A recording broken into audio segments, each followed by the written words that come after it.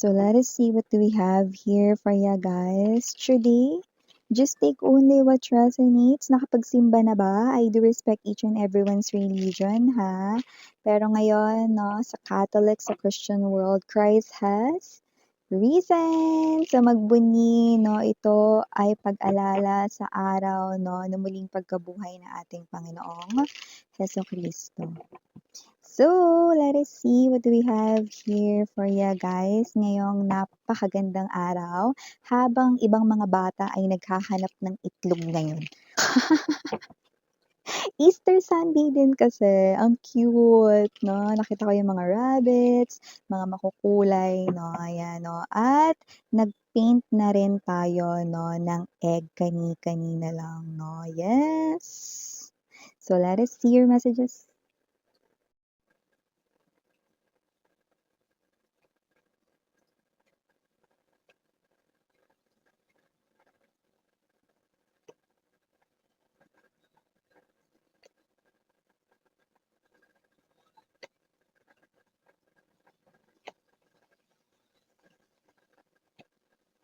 Oh. Ay, alam niyo, sa tagal ko na nagre-read ng energies 'no, masasabi ko na itong person niyo na ito na talagang totoong-totoo kung ano man 'no, yung nilalaman ng kanyang damdamin, ng kanya rito 'no, na refleksyon ng kanyang damdamin pagdating sa'yo, 'yan 'no. Sa Page of Coins energy, yeah. Death right here. Bottom of the deck, we have the Three of Cups. Oh, Nine of Swords, and there's this Wheel of Fortune. Okay. This person, meron siyang tinutukoy, no? To the girl or to the woman, to the man or to the guy, no? Wala tayo ditong gender, no? Basta sa taong minsan daw siya ritong minahal ng sobra-sobra. Sino ka man, ikaw yun, sweetheart, no? This person views you as the Queen of Cups, no? Pero itong person na to, no, para itong isang klase, no, ng love letter, no? Na itatago na lamang natin 'no, dito sa ating reading 'no. So kung sino man ito, nasaktan ka niya ng sobra, itong tao na 'to 'no. Sobra kang nasaktan nitong person na 'to 'no. Minsan kayong nagmahalan, ibinigay mo ang lahat, ang sarili mo, ang lahat-lahat ng puwedeng kaya mong magawa at ibigay para sa kanya. Nandoon ka rin sa mga sitwasyon, na kinakailangan ka niya. Pati dun sa mga sitwasyon na may mga, sine-celebrate siya, yung mga tagumpay 'no, yung mga happiness din sa life niya, present ka rin nung time na yun 'no. But there's this something here na nangyari way back then 'no, it not just ruined you, it also ruined your trust dito, okay. At minsan ka na rin ditong hindi na muling naniwala sa pag-ibig 'no. And this person right in here 'no, kamakailan lamang 'no, or yung iba dahil timeless tayo dito mga mahal 'no, puwedeng ito ay nangyari na, sa iba nangyayari na, sa iba mangyayari pa lang, but we have here this Justice energy, Chariot card right in here 'no. Look at how this person here moves away from you. Look at this too 'no. Ito yung mga acting like horses diyaan, pero kung mapapansin mo 'no, nakatigil, nakahinto, but this is the Chariot. Ibig sabihin, this is one of the fastest energies sa tarot. So, ibig sabihin, whoever you are, hindi niya talaga rito gustong umalis. Ito ay desisyon niya kamakailan lang or ngayon 'no. Hindi niya talaga rito gustong, umalis talaga 'no, at lubayan kayo rito 'no. Pero eto daw yung bagay na magagawa niya. So, recently may ginawa siya rito, sinadya niya talaga yon 'no. Because this person here wants you to hate him or her because hindi niya deserve ang love mo daw. This person right in here is letting you go. This person here, hindi niya deserve yung tears na iniluha mo lahat for him or her. In other words, hindi ka niya deserve dahil nagigilty siya sa lahat ng kanyang mga nagawa in the past. We have here the Six of Cups, right dito sa ating center ng reading, Three of Swords. So definitely, ang nakikita kong marami-rami sa naging kasalanan nitong tao na to ay pakikiapid, no? Pakikipagrelasyon, no, sa iba habang kayo ay kanyang relasyon, no? Panluloko, panlilinlang, pagsisinungaling, no? Mga bagay rito, no, na nakasakit ng damdamin ninyo at nakapagpabura ng inyo ritong tiwala sa pagmamahal, no? It looks like ano nga ba talaga yung love? Eh, yung love ba talaga ay dapat maka-hurt ng feelings, no? So just recently, this person right in here, no, could be, someone na tinataboy kayo, no, even if you want to talk, or maybe kung hindi nyo naman siya gustong kausapin dito, no, maybe, ito siya, no, na pwedeng may mga pinakakalat ditong mga maling balita, no, na sinasabi niya dito na siya ay nasa piling pa rin ng third party or kung wala namang third party, no, siya ay meron na ritong bagong pag-ibig, no, pero wala. Okay? Nagsasalita siya rito, no, these are sharp words para makalimutan mo na siya, para ma-force ka or mapilitan ka na kalimutan mo siya.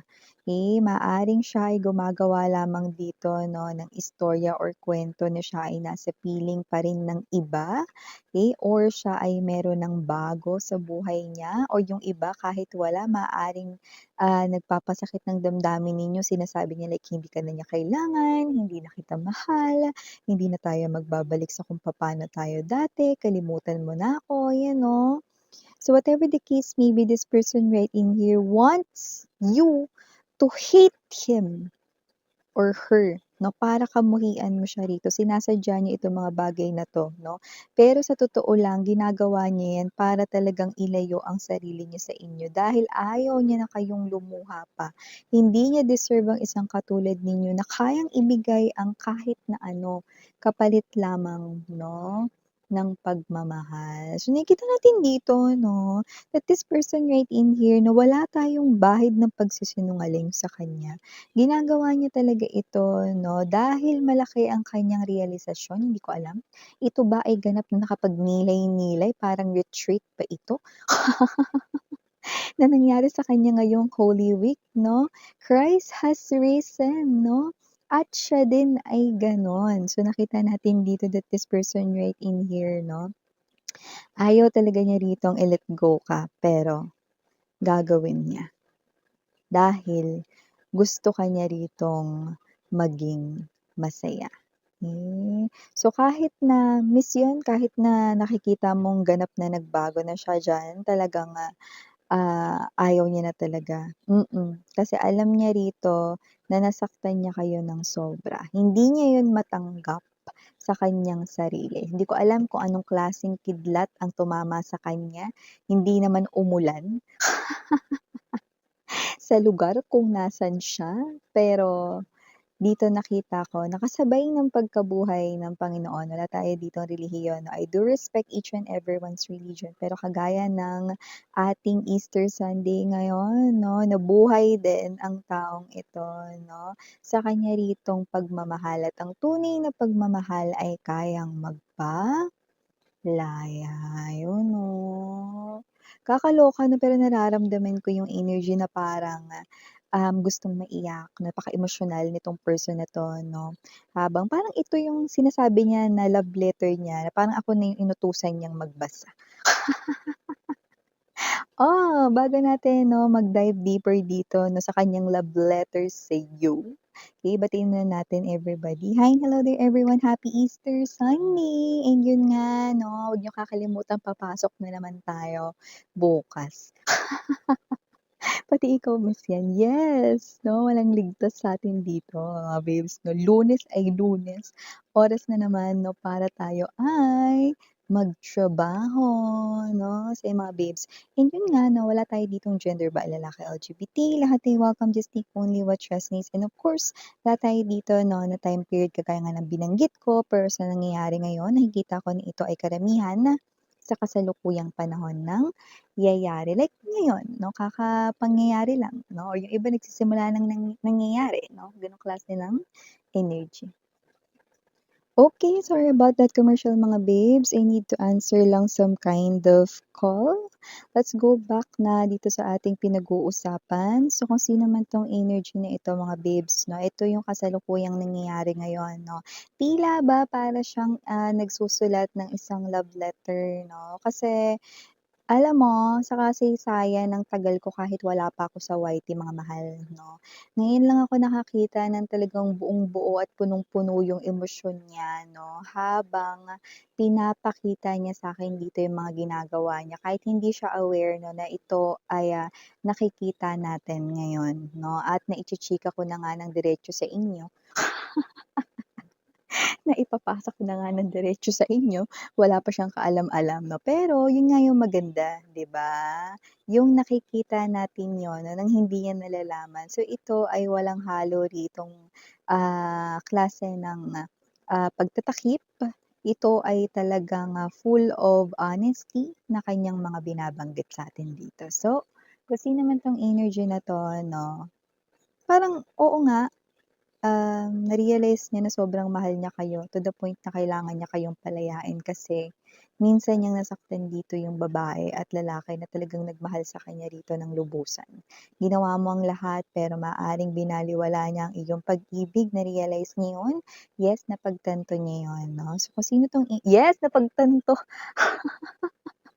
Nagugulat na lang talaga ako sa mga pinagbabanggit ko. Ayan o, mukhang nagkakabunga na yung aking pagbabasa ng mga malalalim na Tagalog words. So yan 'no.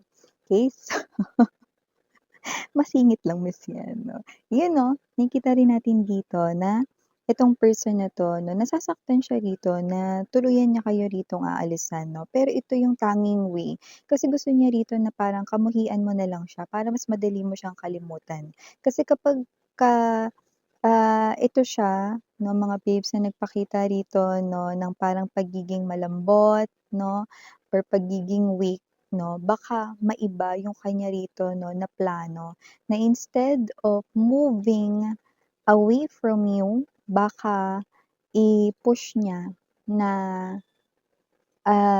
i-pursue ka at magbalikan kayong dalawa 'no. So nakita ko from being immature, nagiging mature siya ngayon pagdating sa kanyang mga desisyon sa life at dito nga din nagfo-fall sa area ng love life. Nakita ko dito na itong person na 'to ay talagang tinatapos na ito pero sobrang hurt siya with this 5 of Cups right in here 'no. Ayaw niya talagang umalis sa babae or lalaki talaga rito na parang alam mo yung gusto niyang tampal-tampalin 'no at suntok-suntukin yung sarili niya.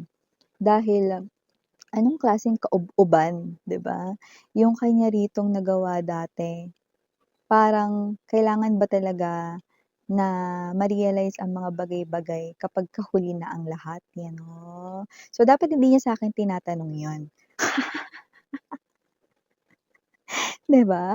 Pero kasi naman 'tong energy na 'to nakikita ko rito na hangad niya ang kaligayahan mo. Kaya etong mga kuwento-kuwentong naririnig mo or pati mismo sa bibig niya baka sinasabi niya rito hindi ka niya kailangan, maaaring yung iba 'no nabi-belittle or namamaliit niya kayo, puwede ring nagbabanggit siya rito ng let's say, let's get straight to the point, okey? Pangit ka, hindi kita magugustuhan ulit. Mga gano'n. So, whatever the case may be, yun ay parang, sinasakpan or sinusugatan niya rin dito yung puso mo. Kabaliktaran ang kanyang mga sinasabi sa'yo rito 'no. Ito ay dahil lamang sa gusto ka niyang tuluyang layuan siya, dahil mas mabilis mo siyang makakalimutan. Mas gusto niya na raw na siya'y iyong kamuhian 'no, para mabilis mo siya rito 'no, na matutunang kalimutan, 'yan 'no. Para ang huli mong ala-ala na maiisip sa kanya 'no ay ang person na 'yan isa yang malaking toot toot toot, 'yan. Okey na gano'n mo daw siya maisip 'no, eh, para dito makalimutan mo na rin sabay ng mabaon dito 'no, lahat ng mga nagawa niya. So, ayaw niya na rito na guluhin pa kayo. Pero gusto ko lang sabihin sa inyo, 'no, bago siya rito tuluyang mag-walk away sa inyo, lahat ng yun ay hindi totoo, sinadya niya lang yun.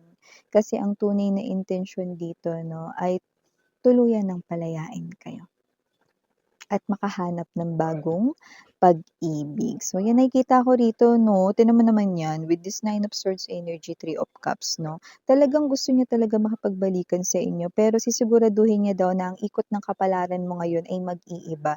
Sisiguraduhin niya 'no, na hindi siya rito makikigulo sa bagong chapter ng buhay mo at hangad niya rito 'no, ang bagong pag-ibig na magkakaroon ka sa life mo kung wala ka pa nun 'no, at kung meron na, hangad niya ang lahat ng kaligayahan sa mundo para sa'yo. So, hindi na para maulit yung mga bagay na nakapanakit at siya mismo ang naging main character doon 'no, at ang kanyang role doon ay protagonist. In Tagalog 'no, I mean antagonist 'no, in Tagalog 'no, kontrabida.